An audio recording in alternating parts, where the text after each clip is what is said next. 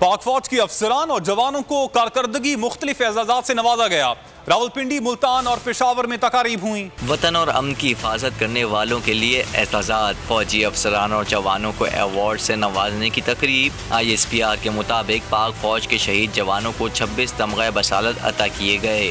एक ऑफिसर को सितारा इम्तियाज मिलिट्री और 14 अफसरान को तमग़ा इम्तियाज मिलिट्री से नवाजा गया। रावलपिंडी में core commander lieutenant general Sahir Shamshad Mirza ने एजाज़ात तकसीम किए। शोहदा के लवाहिकीन ने अपने प्यारों के एजाज़ात वसूल किए।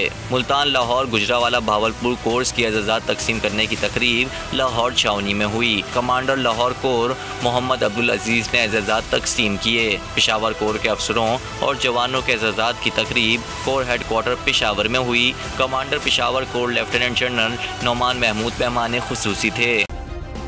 सब्सक्राइब करें और बेल दबाएं ताकि कोई खबर रह न जाए।